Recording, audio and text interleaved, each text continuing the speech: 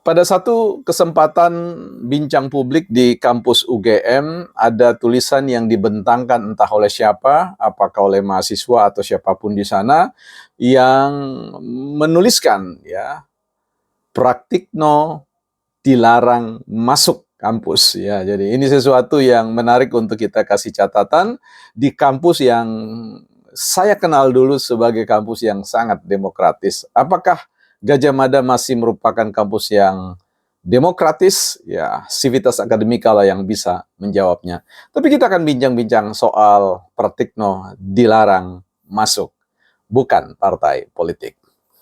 Baik, teman-teman, selamat datang di channel kita bersama, Ruang Publik, sekolahnya rakyat, sekolahnya publik, untuk sama-sama saling menajamkan satu dengan yang lain. Besi saling menajamkan besi, sehingga kita semua bisa berpartisipasi dalam dinamika omong-omong kepublikan yang muaranya jelas, ya.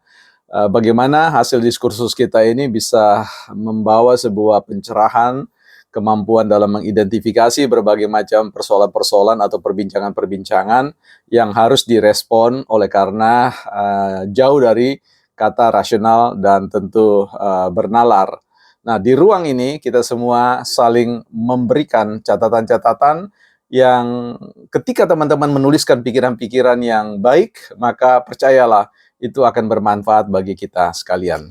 Nah, teman-teman, untuk itu ada satu website kita yang sedang kita bangun, yaitu Bukan Motivator Hebat. Ya, teman-teman bisa ketik Bukan Motivator Hebat atau lihat di website kita di Bukan Partai Politik ya. Teman-teman bisa ikut berpartisipasi menulis di dalamnya, tapi channel Bukan Partai Politik itu akan diisi karena di perpustakaan yang saya miliki ini ada sekitar 300 buku motivasi kelas dunia ya, yang nanti sedikit demi sedikit akan kita sharingkan di channel Bukan Motivator Hebat, yang pasti kita harap teman-teman bisa berkembang mencapai potensi maksimalnya ya. Silakan diikuti teman-teman. Baik, kita sebelum bicara tentang Pak Praktikno, kita mau lihat buku kita dulu ini. Ada sebuah buku yang kecil sebenarnya dari Joy Girard ya. Ini tentu teman-teman sangat mengerti ya siapa tokoh ini ya, penjual paling ya, penjual ternama lah ya, penjual yang punya nama. Di dalam halaman yang ke-16 itu sama 17 itu ada tulisan mengatakan 3 jenis orang. Ada 3 macam orang di dunia ini ya. Yang pertama si nomor 1 ya. Si nomor 1 karakteristiknya adalah orang-orang yang dapat Anda temukan dengan mudah. Orang-orang yang telah sukses memasarkan diri mereka, orang-orang yang berprestasi, orang-orang yang selalu bersemangat, tidak pernah mengeluh dan memberi senyum nomor 1. Mereka bukti yang tegas bahwa apa yang Anda peroleh dari luar hidup adalah apa yang Anda taruh ke dalam, dan seterusnya. Jadi ini kayaknya orang yang ini ciri-cirinya sepertinya ada pada Pak Pratikno ya.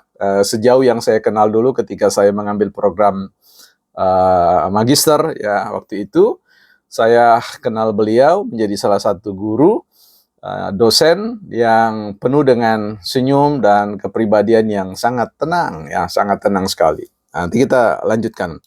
Yang kedua, jenis kedua adalah si nomor 2. Orang macam ini ada di setiap kantor, departemen, toko, ruang kelas, dan ruang kecil. Mereka adalah orang-orang yang selalu mencari puncak untuk menangis di atasnya atau untuk mengatakan masalah-masalah mereka. Jadi ini adalah pengeluh ya. Kemudian yang ketiga adalah, nomor 3 adalah mereka adalah orang-orang yang mencukupi kekurangan hidup dan menyerah. Sikap mereka lebih sering diungkapkan dengan kata-kata, apa gunanya? Nah, mereka adalah orang-orang yang selalu berucap ya, biar si A yang melakukan ini, dan seterusnya, dan seterusnya. Ya kayaknya ini adalah mereka-mereka yang pengeluh ya, pengeluh kronis ya, pengeluh kronis atau akut ya. Nah, kita akan bincangkan persoalan Pratikno dilarang masuk. Kita tahu bahwa Pak Pratikno ini bukan hanya sebagai seorang dosen biasa, tapi seorang guru besar, profesor, yang pernah menjabat sebagai seorang dekan ya di bidang divisi Vol, dan sebagai rektor tentunya, dan sekarang sebenarnya masih tercatat sebagai majelis amanah ya, kalau tidak salah. Nah, bisa-bisanya kemudian ada tulisannya mengatakan Pak Pratikno dilarang masuk. Ini sesuatu yang menurut saya mengherankan ya. Ada kader terbaiknya kok kemudian dilarang masuk ya, seperti itu. Ya, nggak apa-apa lah.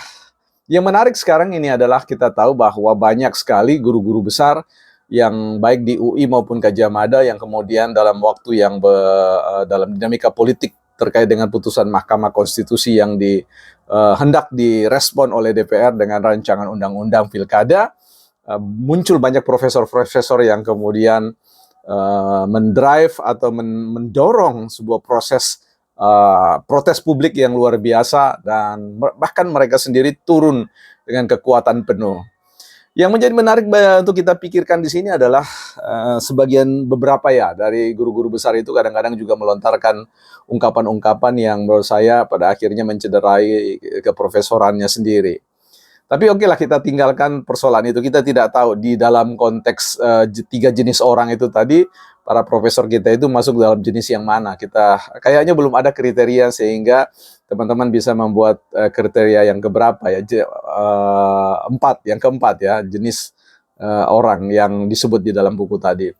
Nah, yang saya agak sedikit tergelitik adalah ketika mendengar pidatonya Pak Prabowo, ketika memuji bahwa sebagian besar menteri dari Pak Jokowi itu adalah orang-orang hebat, dan karena itu beliau Pak Prabowo ingin mengatakan, ingin memanfaatkan kembali, memberdayakan kembali.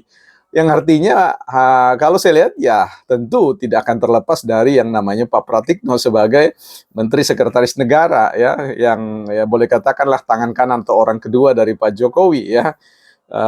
Sehingga membawa Indonesia pada periode atau desain seperti ini. Nah, yang menjadi menarik adalah di mana posisi Pak Pratikno nantinya. Teman-teman bisa bayangkan kalau Pak Pratikno itu kemudian dipercaya untuk memimpin, menurut saya sesuai dengan gelar guru besar beliau, pengalaman beliau di bidang kampus dan sebagainya, maka sangat mungkin sekali bahwa beliau itu akan menduduki kursi kabinet Kementerian Pak Prabowo di Kementerian Pendidikan ya. Dan teknologi dan sebagainya. Nah, bayangkan ya bagaimana kalau ini terjadi, Pak Pratikno yang dilarang masuk kampus, yang kemudian sign quote musuhi oleh para guru-guru besar, beberapa guru-guru besar, dan kemudian Pak Pratikno menjadi Menteri Pendidikan. Kira-kira kalau mereka bertemu di kampus, bertemu di dalam sebuah pertemuan-pertemuan terkait dengan persoalan pendidikan, kira-kira seperti apa respon para guru besar ini? Pasti ini akan menarik. Ya, saya yakin bahwa Pak Pratikno tidak akan kemudian menjadi orang yang sakit hati mau balas dendam. Cuma ini kan ibarat menumpuk bara di atas kepala seseorang ya. Kebaikan Pak Pratikno itu akan bernuansa lain ya di batin orang-orang yang kemudian direspon secara positif oleh beliau. Nah, saya kira saya sepakat andai kata Pak Pratikno diangkat kembali menjadi Menteri ya Pendidikan ya, dan ini akan menjadi sebuah warna baru, pelangi yang baru bagi pendidikan kita di Indonesia, dan saya percaya di bawah kepemimpinan beliau ya akan ada dinamika pendidikan yang luar biasa ya, pengalaman-pengalaman baru akan disajikan bagi kita semua.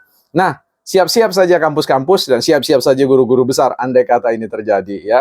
Kalaupun tak terjadi ya saya kira Pak Pratikno akan aman-aman saja ya, karena tentu akan ada apresiasi lanjutan yang akan diberikan kepada Pak Pratikno dalam rangka untuk mengawal ya kepemimpinan Pak Prabowo bersama dengan Gibran. Saya punya keyakinan itu. Saya bisa salah ya, tapi saya kira ini sebuah perbincangan-perbincangan analisis yang bisa saja salah dan bisa saja kemudian bisa memberikan inspirasi bagi yang lain, bukan partai politik.